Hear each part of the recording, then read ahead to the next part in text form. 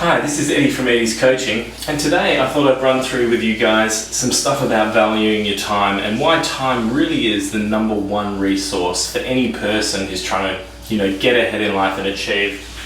So why is it a number one resource? Well, time is really one of the only non-renewable resources that you've got. Okay, so you might find, if you give someone $50, that $50 you can make it again. But if you give someone an hour of your time, that's never coming back. And in our lives, all these little bits of time that we give out and we use doing things that aren't really necessary, they all add up to a whole life of unnecessary waste. So the first thing you've got to do is really value your time. Okay? Now, one of the other ones is people complaining. People always complaining, I don't have enough time for this, I don't have enough time for that. But we all have the same amount of time. Isn't that amazing? So if we all have the same amount of time, is anyone really time poor? Or is it, anything that's making us time poor apart from our own actions? And the answer is no, it's about bad time management. So the second thing we've really got to look at is quitting complaining. All right. The third one is, we've already covered it. No one's really time poor.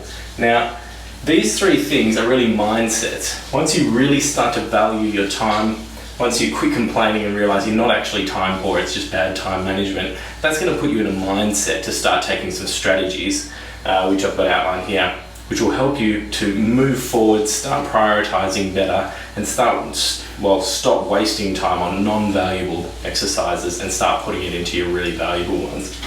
So I've got 4 strategies to do this. The first one, and this is one which when you're just starting to think, okay, I really want to rejig my time and I really want to start being more efficient, how am I going to do it? Okay, well, the Eisenhower Matrix is the way to do it. Now, Eisenhower was one of the presidents, I think he was the last president of the US born in the 19th century. I think he was a president from 53 to 61, something like that. Now, Eisenhower came up with this matrix where we've got important at the top and urgent on the right. Now, all tasks can go into these 4 quadrants. They are either urgent and important, they're important and not urgent, they're not urgent, not important, and they're urgent and not important. Okay? So there's an easy way to prioritize your tasks. Once you're thinking of something, okay, is it urgent, is it important?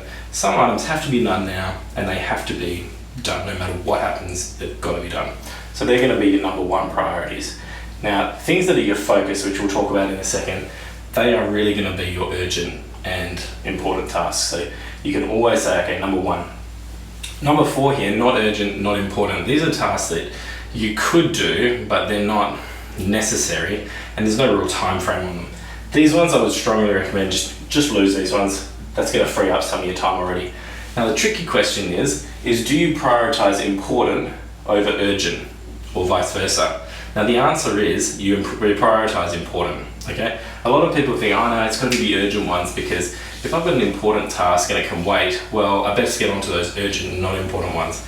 But if they're really not important and you don't get to them eventually because you're prioritizing them now versus a task that you don't get to eventually that's an important task for later, is that a good use of your time? No, it's not. You really need to be prioritizing your important tasks. So this is your number 2. If something's important but you don't have to do it straight away, that's when you need to think, okay, if I don't do this straight away, or at least put some action in place to make sure that I am going to get it done, is that actually a good thing for my life long term? And the answer is no.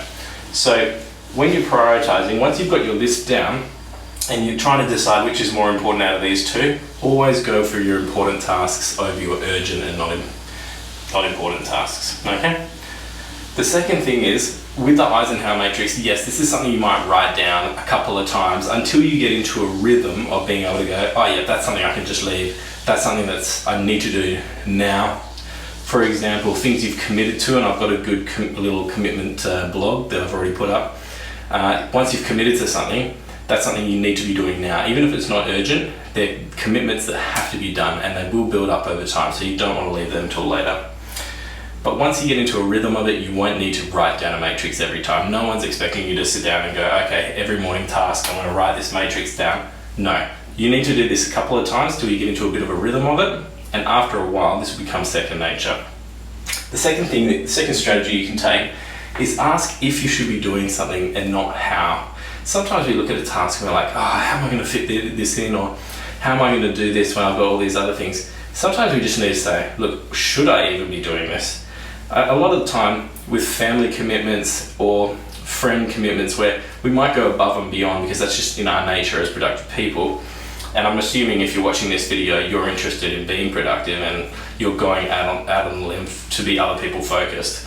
Sometimes these are tasks that you've got to ask yourself, is that really a good and valuable use of my time?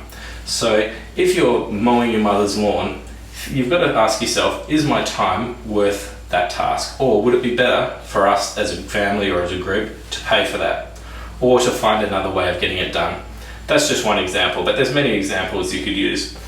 The second thing third strategy is learn to say no, okay? There's tasks that we just shouldn't be doing. Sometimes people are going to ask you to do things, and if it doesn't fit into your schedule, or you've got to take something important out of your schedule to do something that's not important to you but important to someone else, sometimes you're just going to have to say no to those things.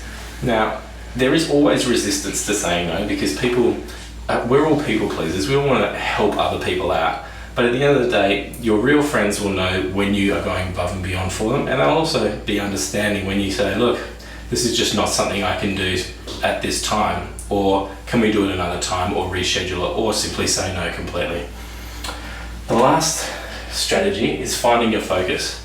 Once you have one solid focus, which everything in your life is geared towards, it shouldn't be difficult to decide what's important and what's not important, okay? For example, with myself, everything in my life is geared towards being other people centered or helping others, okay? So from volunteering to doing video blogs and giving out information I can, to life coaching as a profession, to helping my friends and family, everything that I do that is important to me is geared towards that one overall vision of being other people centered and helping others.